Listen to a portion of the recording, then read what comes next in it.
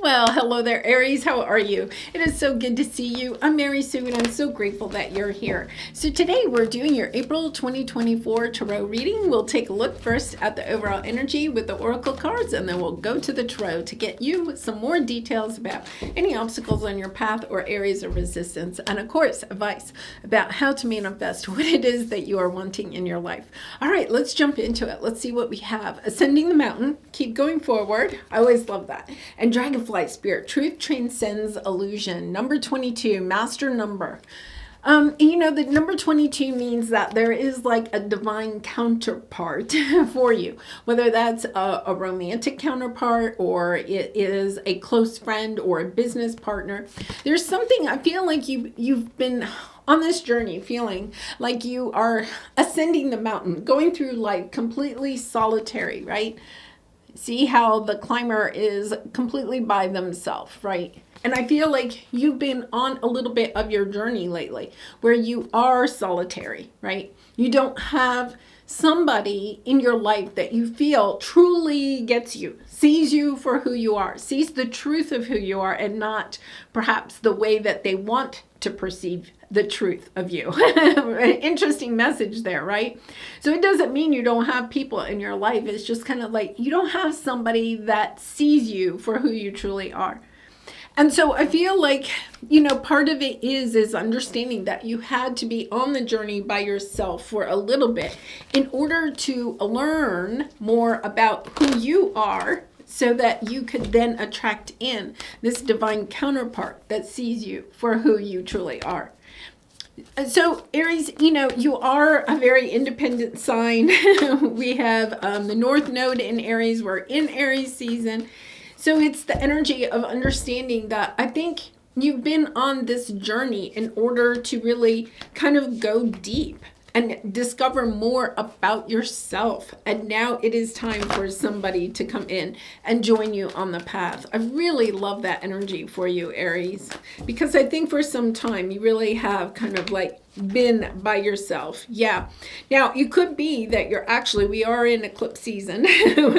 We'll take a look at this. It could be that you're actually reuniting with somebody from your past. Okay. So we'll take a look at that. Some divine counterpart, right? That maybe you had to separate from for some time, go a little bit of the solo journey. Okay, and now you may be coming back together. Yeah, I feel like if nothing else, you do have true love coming in. Your prayers are being answered if you have been looking for love in your life.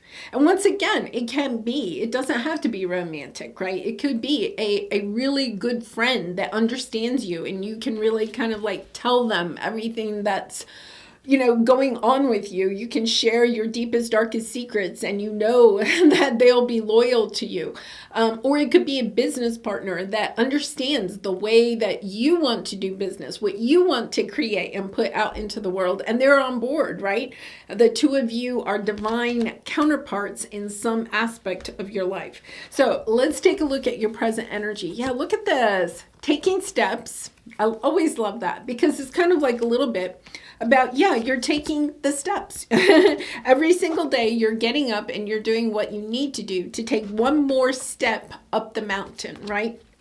And then here you have the Fates and the Queen of Cups, understanding that you have entered this very loving energy. The Queen of Cups is intuitive, very much takes good care of herself. Gender doesn't matter here. It's just really and truly loving yourself, doing that deep work of loving yourself, listening to your intuition in order to take the steps forward. And then we have the Fates. So this is the energy of something fated coming onto your path.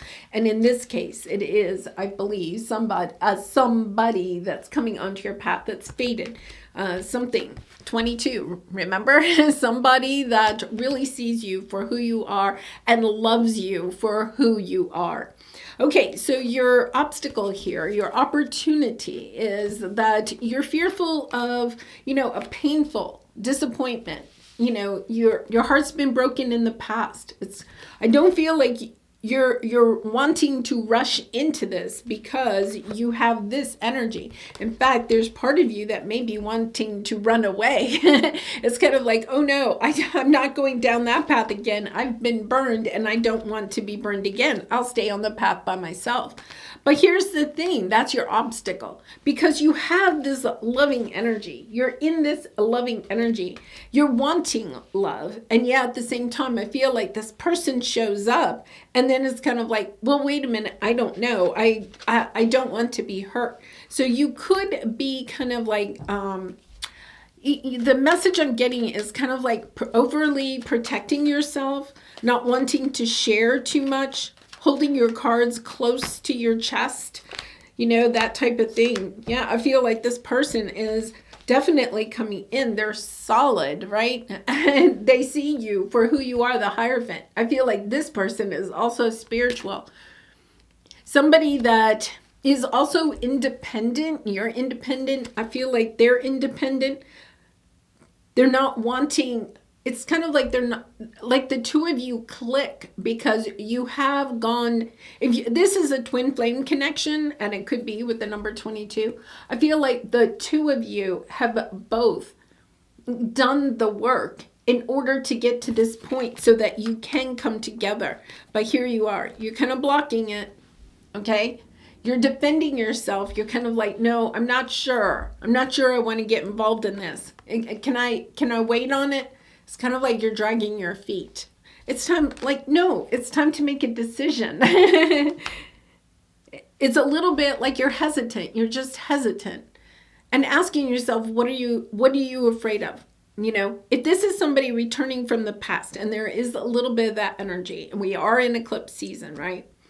If it's somebody returning from the past, it's about understanding that you have built healthy boundaries, right? You can have those conversations with this person about what didn't go well the last time, right? But you can also about kind of like create the structure that you may want in this relationship. The two of you want, right? Being truthful. What didn't work in the past? What made you feel sad? What made you feel like you weren't really sure this was the relationship for you? Like you're both sharing that information and kind of like creating a new relationship based on that. So it's kind of interesting because, you know, we have Pluto in Capricorn since from 2008 until earlier this year. And during that time, we had kind of like a set of societal rules around relationships. This is the energy of recognizing the relationship didn't work with those societal rules. This is like the two of you are coming back together after some time apart. And you're understanding that it's going to be a new type of relationship, that the two of you are going to make the rules of your relationship, okay, based on what is good for you, based on what is true for the two of you and not true for the society or your family or your peers or whatever. It's understanding we're in that Aquarian energy. We get to make the rules of what will work for us. Because your advice here is, and this is somebody that is near and dear to your heart. And that, you know, even if it's a new person, okay, it's kind of like understanding, like I think the two of you come together, even if you're new to each other, but understanding the rules of society or family or whatever don't really work for us. Because I feel like for some reason, the two of you are kind of independent. And yet at the same time, you're coming together because there is maybe a shared mission, or there's some kind of like, it says intention at the very top there, right? It's kind of like there's some fated intention the two of you have to be together. And you are the Nine of Cups, right? Like no longer allowing yourselves to hold back from the energy of this connection. Wow, beautiful. I mean, I feel like this is coming in pretty quickly. Definitely in April, but it's the energy of not allowing yourselves to hold back. of stepping into it, of understanding we get to make the rules of how our relationship will work for us. Yes, what is the most limiting belief keeping me from what I want right now, right? What story are you telling yourself when you think about your dreams? What is the first limiting thought that comes to your mind? If you are not living the life you desire, it's because part of you doesn't believe that it can be, right? It's allowing yourself. You could feel like, yeah, I can't have a romantic partner or a business partner that's in line with me because of all the things that have happened in my path. But all of those have helped you to step into this energy of knowing who you truly are and believing in yourself and believing that you do deserve this relationship, this partnership of some sort. All right, Aries, I'm going to leave it there. I do personal readings, so if you're interested, the link is in the description box below. I'd really be honored to do a reading for you, and I hope to see you again really soon. Much love and light. Bye for now.